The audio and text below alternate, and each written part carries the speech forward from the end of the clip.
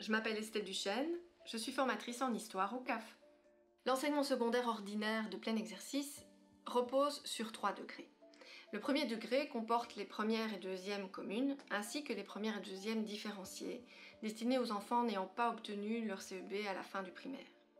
Viennent ensuite les deuxième et troisième degrés, qui s'étendent sur 4 ou 5 ans, de la troisième à la sixième, voire à la septième année. Durant ces deuxième et troisième degrés, les élèves sont amenés à choisir une section, la section de transition ou la section de qualification.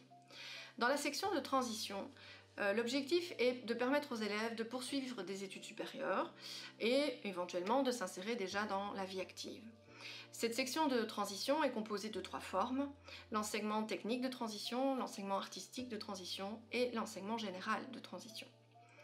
Dans la section de qualification, l'objectif est avant tout de permettre aux élèves l'exercice d'un métier, même s'ils veulent poursuivre des études supérieures, ce qui reste possible.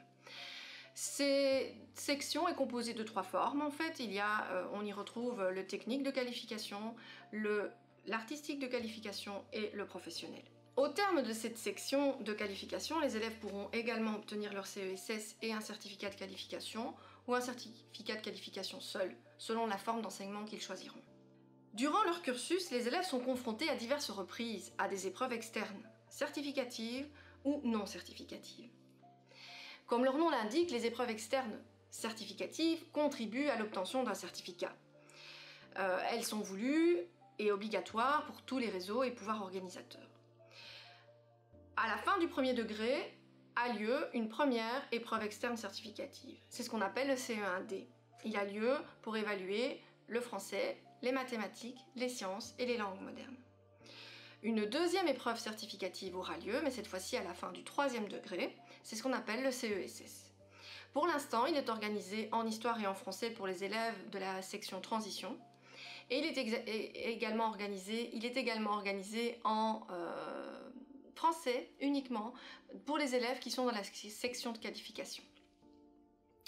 Toutes ces épreuves externes certificatives figurent sur le site enseignement.be, donc je vous invite à les consulter. Chaque année, et selon les années, des épreuves externes certificatives sont organisées pour évaluer le savoir-écrire, le savoir-lire, les mathématiques, les sciences, les langues, c'est selon.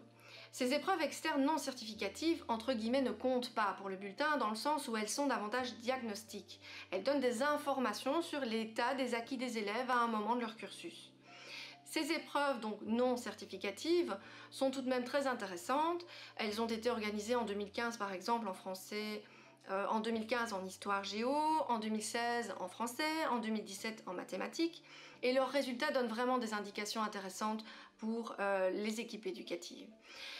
Vous pouvez les consulter également sur le site enseignement.be, ainsi que les pistes didactiques qui ont été rédigées à la suite de ces épreuves.